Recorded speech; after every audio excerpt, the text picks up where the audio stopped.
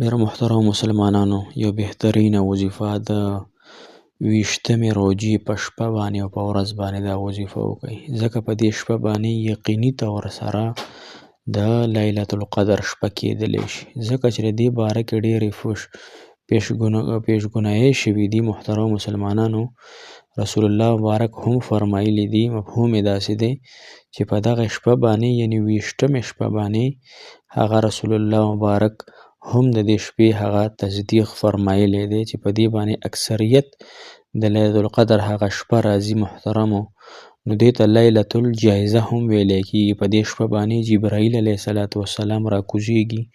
په دې شپه باندې دوه بهترین اسانې وظیفې وکړئ، انشاءالله چې هر دعا او هر حاجت به د الله تعالی بهترین انداز سره بهترین طریقې سره زر تر زره پوره کوي. جبرائیل علیه السلام سره د ډیرو فرشتو راکوزیږي، یو شنه جنډه ورسره وي. حدیث مبارکو کې راځي دغه جنډه د خانه کعبې په سر باندې چت باندې ښخه کي او نورو فرشتو ته فرمایي چې هر هغه بنده چې نن ولاړ دی یا د الله تعالی عبادت کوي یا ذکر اذکار کوي یا د غرنګي نوافلو کې مقتدی وظایفو کې دی، هر څه کې چې دی یعنی په نیک اعمالو کې اخته دی، نو د هغه په دعا باندې د هغه په حاجت باندې امین ویل تاسو شروع کړئ. محترمو، دا شپه دا د شپې ماښام نه واله تر د سحر د بانګونو پورې وي. بهترینه ورځې شپې دي، یعنی 20مه شپه بهترینه ده، ورځ هم بهترینه ده، شپه هم بهترینه ده. محترمو، دا وظیفه وکړئ، خامخا وکړئ. دوه وظیفې دله در کوم اسانې دي، بالکل اسانې وظیفې دي.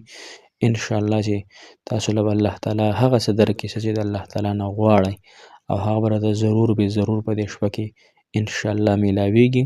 خو که تاسو په دې شپه کې د الله تعالی عبادت وکړو، په دې شپه کې تهجد وکړو، په دې شپه کې وظایف وکړو، په دې شپه کې د قرآن کریم تلاوت وکړو، ځکه سړی هسې هم پېشمني ته پاسي، نو چې انسان پېشمني ته پاسي نو بیا لږ شان اودس چاردام وکړي، 2 رکعاته 4 رکعاته نفل وکړي او بیا دا وظیفه وکړي، نو انشاءالله په دغه شپه کې به هم داخل شو، د 80 کالو یا عبادت ثواب به هم راته میلو شي. محترمو، او په دې شپه کې به د جبرائیل علیه السلام په دعا کې هم راشو او تاسو، او انشاءالله چې الله تعالی به زما ستاسو ټول حاجات، ټول مشکلات، ټول غمونه، ټول تکلیفونه انشاءالله شاید چې د یو شپه کې الله تعالی پوره کړي، ځکه دا شپه ډیره بهترینه شپه ده. دا ګورئ میس نه کوئ، خامخا پکې 2 رکعاته نفل وکړئ. که د تهجد ټایم کې نه شئ کولی، د ماښام لمونځ نه پس، د ماسخوتن لمونځ نه پس 2 رکعاته دغه وکئ، یعنی 2 رکعاته نوافل وکئ، 4 رکعاته نوافل وکئ او بیا چې دی نو ویده شئ. او که تهجد هم وکړه خو ډیره بهتره ده، او که نه شئ کنه نو ماښام ماسخوتن لمونځ نه پس ذکر اذکار دا وظیفه وکړه انشاءالله. السلام علیکم ورحمة الله وبرکاته. ډیر معزز محترم او قابل قدر مسلمانان رونو خویندو مسافرو، الله تعالی مو هاد او آباد، کامیاب او کامران لره. الله تعالی مو د زړه مرادونه، د زړه جایز خواهشات پوره که. پس خوشحالیږه الله په هغې خوشحاله که. الله دې ستاسو نکاحګانې وفرمایي، الله تعالی دې ستاسو حاجتونه پوره کړي.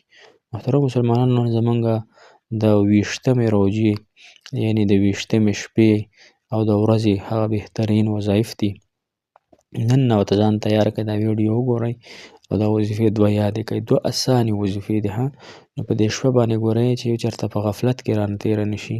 محترمو، په دې شپه باندې د الله تعالی عبادت وکړئ، ذکر اذکار وکړئ، نوافل وکړئ، تهجد وکړئ او الله تعالی سره هم کلامي وکړئ. انشاءالله چې الله تعالی به زما ستاسو حاجتونه پوره کړي، او بلکې جبرائیل علیه السلام او د هغوی فرشتې یعنی د الله تعالی فرشتې به زمونږ په حاجتونو باندې امین وي او په دعاګانو باندې ها. نو دا د دعا او د حاجت پوره کېدو غټ مو تاسو سره موقع ده ها.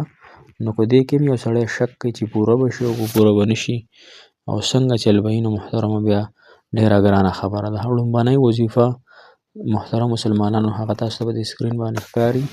لومبنۍ وظیفه په 500 پیرې تهجد په ټایم کې دا کې صلی الله علیه وسلم، صلی الله علی محمد. تهجد په ټایم کې 500 پیرې ها، صلی الله علیه وسلم، صلی الله علی محمد.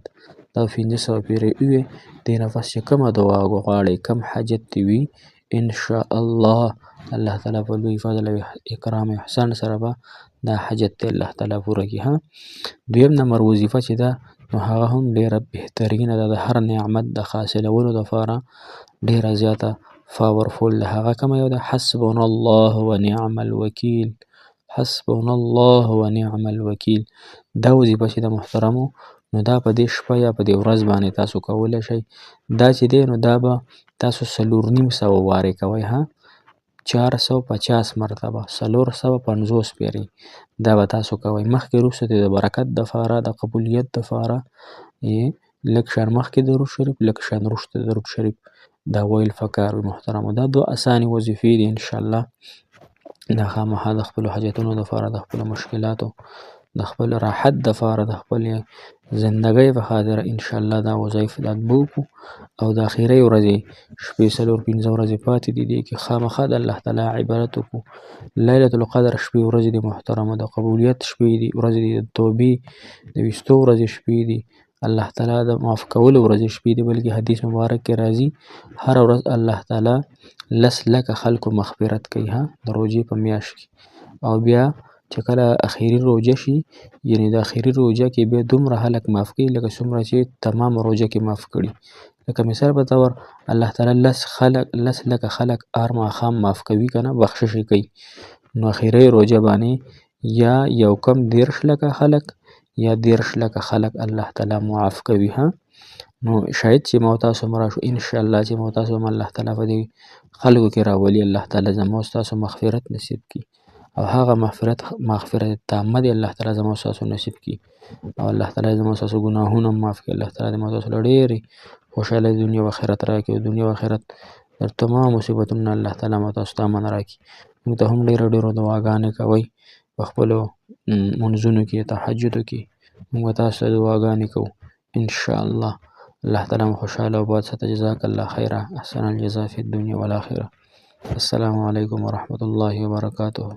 فی امان الله. دلوی الله جل شانه په نوم باندې مسپارم. کریم